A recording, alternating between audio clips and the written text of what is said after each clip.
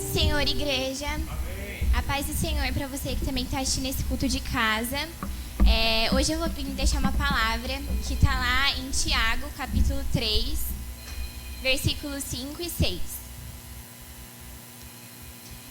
É isso que acontece com a língua. Mesmo pequena, ela se gaba de grandes coisas. Vejam como uma grande floresta pode ser incendiada por uma pequena chama. A língua é um fogo. Ela é um mundo de maldade. Ocupa o seu lugar no nosso corpo e espalha o mal em todo o nosso ser. Com o fogo que vem do próprio inferno, ela põe toda a nossa vida em chamas. E o tema dessa pregação é o poder das palavras.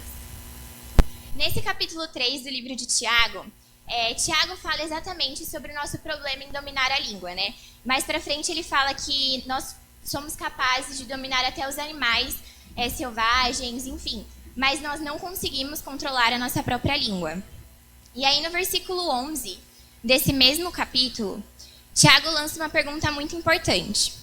Por acaso pode a mesma fonte jorrar água doce e água amarga?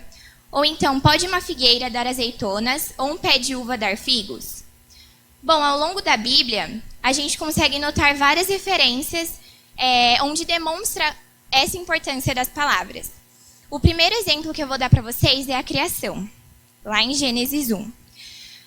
Nós conseguimos ver que nesse capítulo de Gênesis, tem muitas vezes a expressão, então Deus disse. E essa expressão, ela sempre precede uma ação. Por exemplo, no versículo 3, então Deus disse que haja luz, e a luz começou a existir. No versículo 6, então Deus disse que haja no meio da água uma divisão para separá-la em duas partes. E assim aconteceu. No versículo 9, aí Deus disse que a água que está debaixo do céu se ajunte em um só lugar a fim de que apareça a terra seca. E assim aconteceu. Enfim, a gente consegue ver o quão importante são as palavras nesse capítulo. Em Hebreus 11:3 fala: é pela fé que entendemos que o universo foi criado pela palavra de Deus e que aquilo que pode ser visto foi feito daquilo que não se vê.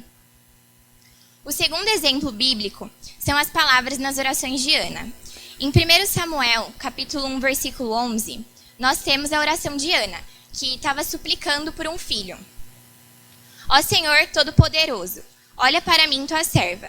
Vê a minha aflição e lembra de mim. Não esqueces a tua serva.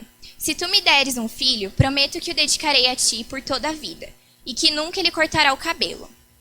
Nós vemos que Ana, ela se sujeita e se submete perante a Deus. Ela se coloca em uma posição de serva. Ela entra nessa oração com toda a humildade, todo o respeito que ela tem para oferecer.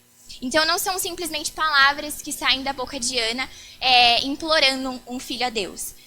E mais para frente, quando Eli fala com ela, no versículo 17, ele profetiza sobre a vida daquela mulher e fala: vá em paz, que o Deus de Israel lhe deu o que você pediu.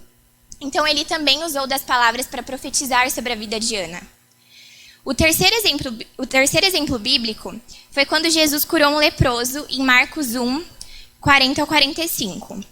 Um leproso chegou perto de Jesus, ajoelhou-se e disse: Senhor, eu sei que o Senhor pode me curar se quiser.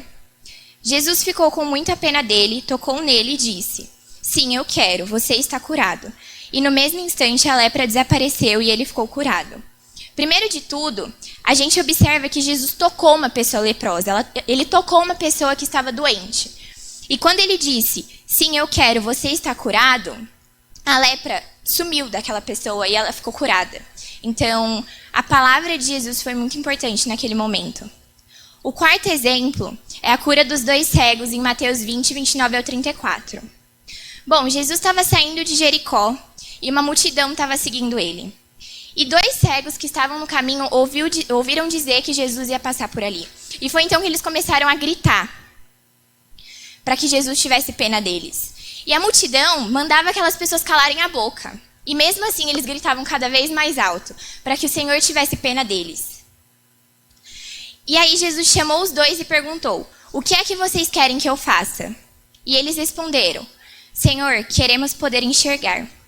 E a Bíblia diz no versículo 34 que Jesus teve pena dos cegos e tocou nos olhos deles. E no mesmo instante eles puderam ver e então seguiram Jesus.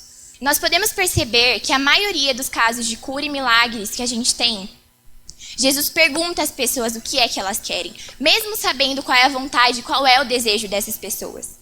Jesus faz isso para que as pessoas profiram as palavras em um ato de fé, em um reconhecimento dos milagres que estão acontecendo. Jesus sabe da vontade de cada um, mas não é por isso que a gente vai deixar de orar. Jesus sabe as vontades que estão no nosso coração, as dificuldades que a gente passa, mas nós precisamos proferir essas palavras, nós precisamos falar em voz alta. O quinto exemplo é o poder dos milagres que Jesus fazia. Em seu ministério terreno, Jesus curou muitas pessoas com seu toque e suas palavras. E além disso, deixou muitos ensinamentos através de das suas parábolas e do exemplo que ele dava. E isso fazia com que as pessoas espalhassem essas informações a seu respeito cada vez mais. Jesus sempre era seguido por uma multidão. E era através dessas palavras, Jesus era cada vez mais conhecido. Então as pessoas usavam as palavras para levar informação ao povo, para contar ao povo os milagres que Jesus estava fazendo, os ensinamentos que Jesus estava deixando, ao invés de usar as palavras para coisas ruins, como, por exemplo, a fofoca. E aí, refletindo sobre esses 5 exemplos bíblicos, dentre vários outros, me veio uma questão. Como somos vistos perante o mundo? Assim como a roupa que vestimos e as nossas atitudes como cristão, o nosso caráter como cristão, qual é o testemunho que nós estamos dando através da nossa fala? Qual é o testemunho que a gente está deixando para o mundo sobre o Jesus que transforma, o Jesus que nos molda? Por exemplo, se existe uma pessoa que ela não é convertida a nenhuma religião, não acredita em Deus, e eu começo a falar com essa pessoa, por exemplo, um colega de trabalho, que é uma pessoa que a gente vê diariamente, o testemunho que eu dou para ela é de uma pessoa convertida ao cristianismo, é uma pessoa que segue a Jesus, ou é de uma pessoa igual a ela? Porque, por exemplo, se ela vê o meu testemunho como uma pessoa nervosa, estressada, que xinga tudo, que sempre está de mal com a vida, que sempre fala mal do outro, do chefe, enfim, ela não vai ver essa mudança de Jesus na minha vida. Ela não vai ver que o meu caráter foi transformado em Cristo. E aí, das palavras que saem da nossa boca todos os dias, que são muitas, quantas delas são para agradecer, para glorificar ou para profetizar sobre a vida de alguém? Quantas são palavras de bênção, de elogios ou palavras de amor? Em Mateus 12:34, nos lembra que a boca fala daquilo que o coração está cheio. E o que é que está fazendo o nosso coração transbordar? Se a gente fala que nós somos convertidos ao cristianismo, se nós seguimos a um Jesus de amor, a um Jesus humilde, nós estamos dando esse exemplo. Nós estamos mostrando quem Jesus é através das nossas ações, através das nossas palavras. Eu estava vendo uma pesquisa esses dias que dizia que o índice de depressão, ansiedade, transtornos mentais aumentaram muito durante esse período delicado que está sendo a quarentena. E, às vezes, tudo que uma pessoa precisa é uma palavra de conforto. Quantas vezes você já chamou aquele irmão que está sumido da igreja, que está sumido das redes sociais, e mandou uma mensagem perguntando se estava tudo bem, se o irmão estava precisando de alguma coisa? Pode parecer bobagem, mas uma palavra pode mudar o dia e até a vida de uma pessoa. O pastor Aguinaldo pregou uma vez sobre a influência das palavras nas nossas conquistas. Porque muitas vezes a gente ora pedindo a Deus bênçãos, ora pedindo a Deus que transforme o nosso estado financeiro, que libere uma porta de emprego, que nos faça conquistar uma vaga na faculdade. Mas como Deus pode abençoar aqueles que só usam da própria boca para amaldiçoar aqueles que são nossos semelhantes? Como Deus pode abençoar uma pessoa que só amaldiçoa? Mas como Deus pode abençoar aquele que amaldiçoa os próprios irmãos através de xingamentos, julgamentos, fofoca, inveja? E atualmente, principalmente nessa semana, a gente está vendo quantas palavras influenciam acerca da visão que a gente tem sobre algo ou alguém. O poder que as palavras têm de fazer guerra e de trazer paz.